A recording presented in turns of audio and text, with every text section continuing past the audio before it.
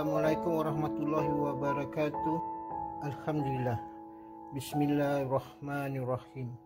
Semoga kita semua di dalam lindungan dan rahmat Allah Subhanahu wa taala. Amin. Kali ini kita ke Seremban. Di Ampangan Seremban terdapat sebuah tanah perkuburan yang agak terkenal.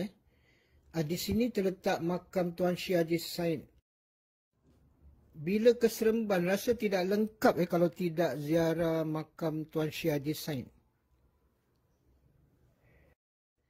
Ya, dia seorang ulama yang terkenal di tanah Melayu pada penghujung kurun ke-19 dan awal kurun ke-20. Beliau dilahirkan pada tahun 1874 di Mekah, Saudi Arabia, dan wafat pada 1926. Ya, hari ini kita ziarah makamnya. Tuan Syekh Muhammad Said ni dia mendapat pendidikan di Mekah dan Mesir. Di antara gurunya tu Syed Ja'far Al-Bazanji. Kita tahu kitab Bazanji yang termasyhur. Jadi antara yang gurunya tu ada mufti di Madinah dan beberapa ulama di Universiti Azhar. Sebenarnya beliau tu dia lahir dalam keluarga yang alim ulama yang terkemuka. Jadi ramai daripada mereka tu menjadi para ulama di dunia Melayu. Di Kemboja, Patani, Malaysia, Singapura dan Brunei juga. Jalan raya kat sini pun nama dia Jalan Tuan Syekh Haji Said. Akhirnya saya tiba, ni sekarang tengah menuju ke makam. Saya di makam Tuan Syekh Haji Muhammad Said di Seremban.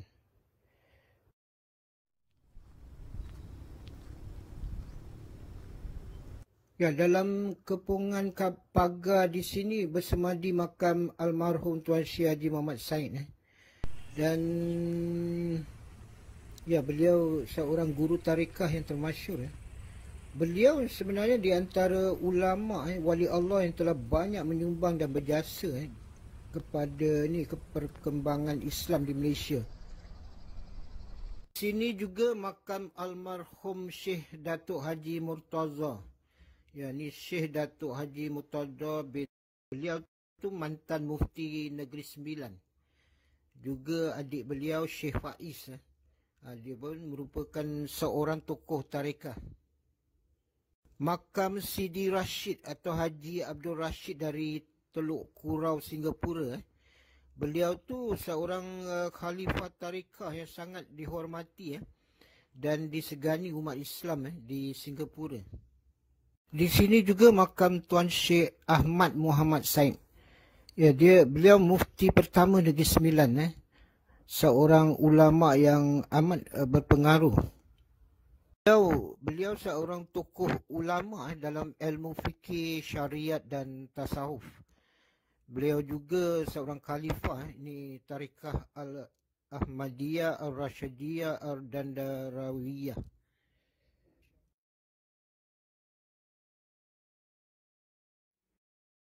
Tuan Syekh Ahmad ni dia di antara barisan alim ulama Malaysia yang berwibawa. Dia sangat berpengaruh. Beliau selalu diutamakan kalau ada majlis-majlis kat Istana Negara KL. Tambahan pula ini Perdana Menteri pertama Tuanku Abdul Rahman amat rapat dengan keluarga Tuan Syekh Ahmad. Tuan Syekh Haji Ahmad meninggal pada tahun 1964.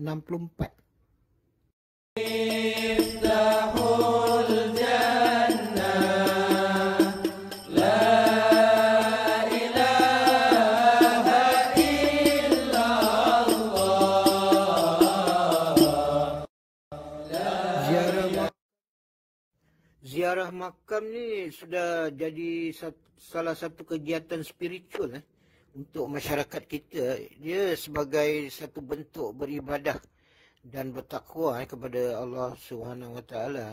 Jadi bertawassul atau mendekatkan diri bila berkunjung ke tempat yang dianggap keramat atau mulia. Dia sebenarnya untuk berkirim doa. Ya, makam para wali Allah ni dia punya nilai, derajat dan kedudukan yang tinggi. keberkahan ziarah untuk mendapatkan ketenangan rohani. Sambil di sini kita perbanyakkan istighfar, solawat, juga baca Yasin. Ya, semoga doa kita dapat dikabulkan.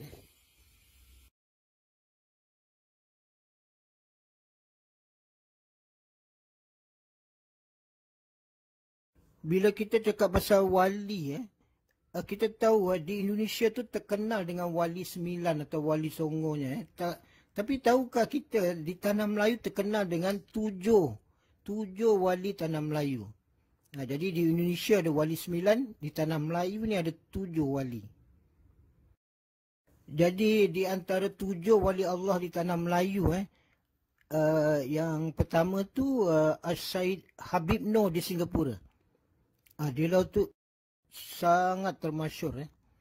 Nama beliau penuh ialah Syed Habib Noor bin Muhammad Al-Habsyi.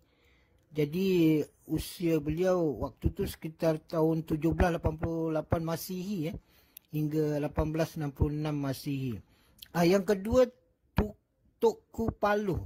Tunku Paluh ni sebenarnya nama dia Engku Syed Abdul Rahman bin Syed Muhammad bin Syed Zainal Abidin Al-Idrus.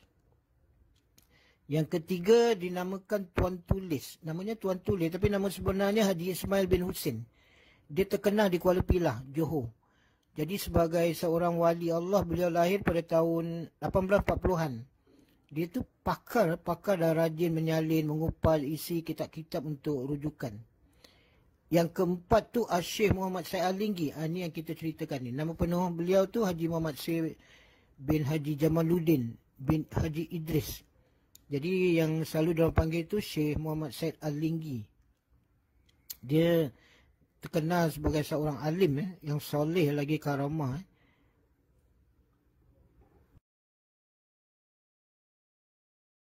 Yang kelima Syekh Muhammad Noor Al-Khalidi.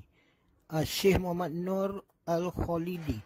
Beliau tu khalifah ke-35 Tarikat Naqsbandiyah. Dia tu terkenal sebagai wali Allah juga di Gombak, Selangor. Dalam sekitar tahun 1890-an. Yang keenam tu Tok Kenali. Tok Kenali ni ulama yang terkenal di utara. Nama betulnya tu Haji Muhammad Yusuf bin Ahmad Al-Kelantani. Ini daerah Kelantan. Dan yang ketujuh tu Tuan Hussein Kedah Al-Banjari. Juga seorang ulama wali Allah di Kedah dan seberang Perai. Mereka tu semua ni adalah jejak sejarah Islam di Tanah Melayu dan Nusantara. Jadi perjuangan jihad mereka tu menyemarakkan lagi pegangan agama Islam di kalangan bangsa Melayu ni. Jasa-jasa diorang tu memang besar. Mereka tu harus dikenang dan dicontohi sebagai satu suri tauladan. Sebenarnya masih banyak wali-wali Allah ni yang kata orang mungkin kita tak kenal tapi masih kata orang orangnya mulia. Satu di antaranya tu dipanggil Habib Ali di Batu Pahat. Habib Ali ni terkenal dengan karomah dia dan dia tu hidup secara zuhud dan paling sederhana. Berasal dari Singapura dan dikebumikan makamkan di Batu Pahat. Kita harus mengingati para pejuang agama kita yang dahulu.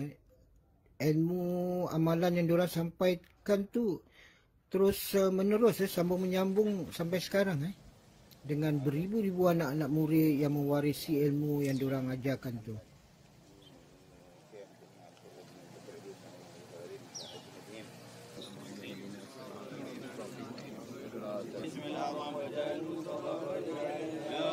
إلهي نسألك بالاسم الأعظم وجاه المصطفى فرج علينا بسم الله مولانا ابتدينا ونحمده على نعمه فينا يا الله توسلنا به في كل أمر لخلق رب العالمين يا الله بالأسماء ما وردت بنص وما في الغيب مسونا يا الله بكل كتاب أنزله تعالى وقرآن.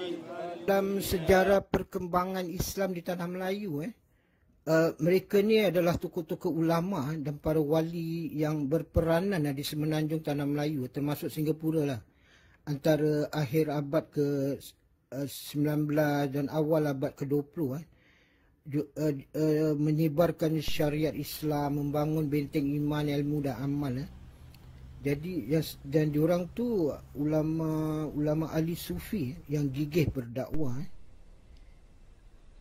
Hidup para wali ni diorang senantiasa dalam kebaikan dan kebenaran. Dan para wali Allah tu adalah orang yang dicintai Allah.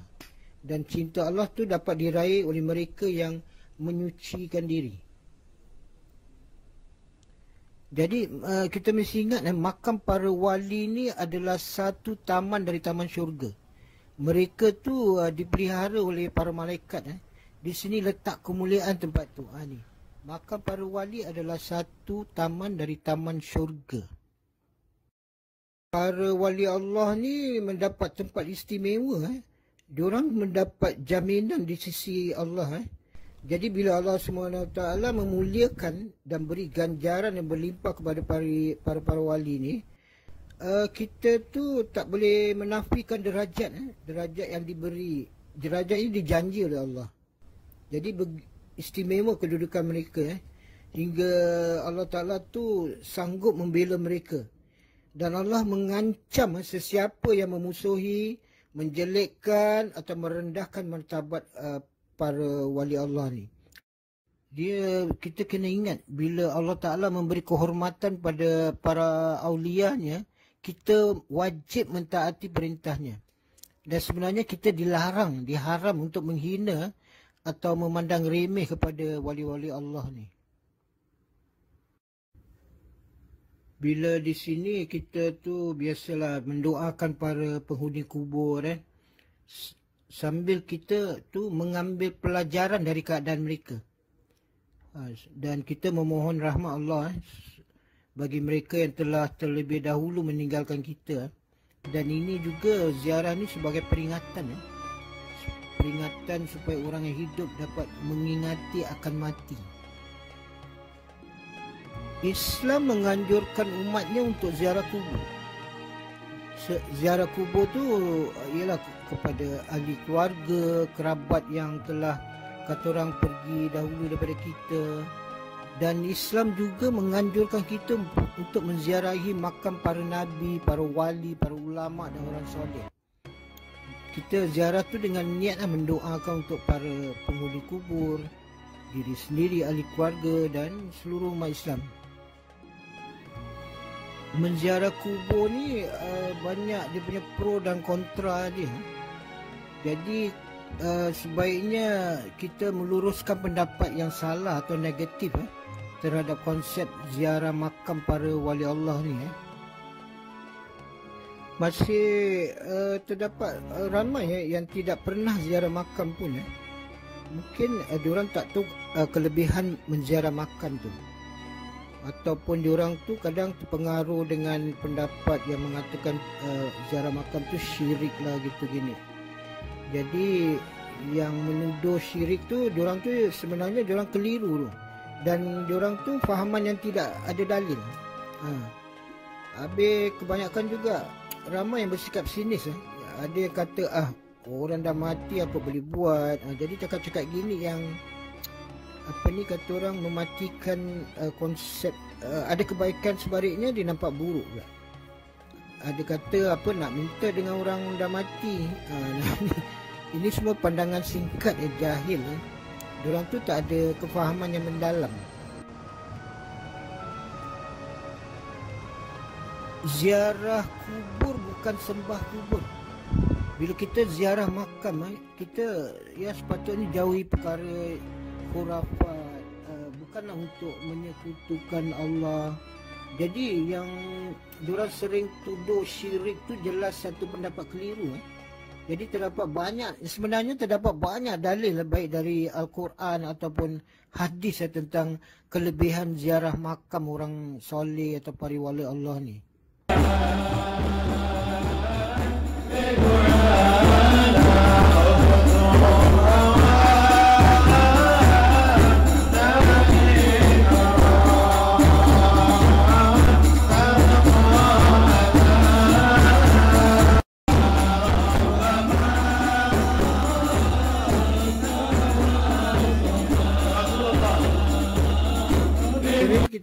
sering kita dengar orang kaitkan para wali Allah ni dengan kesaktian. Banyak cerita yang diorang tu ada sikit, ada extra power, ada sakti gitu. Cerita macam seperti ni, kemampuan mereka terbang, ada cerita berjalan di atas air, ada pula nampak para wali ni di beberapa tempat. Sebenarnya bukan itu. Kelebihan mereka ni, para wali ni terletak pada barakah mereka. Mereka tu adalah orang yang warak, kemuliaan diri mereka, kedekatan mereka kepada Allah, itu. Dan kita dapat manfaat dengan kehadiran para wali Allah ni. Hikmah ziarah ni sebenarnya cukup banyak dari segi pelajaran, manfaat, kita bertafakur. Jadi ini insya-Allah menjadi satu penambahan iman. Penambahan iman. Kadang hati ni bertanya-tanya juga. Amal dan ilmu apa yang telah kita tinggalkan sebelum ajal menjemput? Apa yang sudah kita persiapkan untuk kehidupan yang kekal nanti?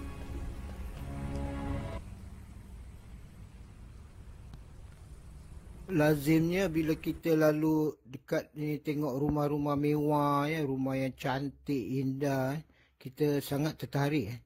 Ingin sekali dapat rumah yang cantik macam tu. Jadi bertungkus lumus kita kerja untuk mendapatkan rumah yang cantik tu. Tapi kita belum tentu dapat. Belum tentu dapat rumah cantik yang kita inginkan. Tapi di kubur ni pasti dapat. Ini telah dijanjikan. Tidak ada sewa, tidak ada bil. Ini tempat yang kekal. Jadi cantikkanlah rumah yang kekal ini. Inilah dinamakan kampung akhirat. Perjalanan pulang saya rasa syukur. Perjalanan pun mudah, selesa. Saya kira ni suatu perjalanan rohani. Jadi mudah-mudahan Allah Ta'ala terima ibadat. Jadi dimudahkan segala urusan kita. Terus berbakti dan beramal soleh, membersihkan diri dan lebih mendekati Allah.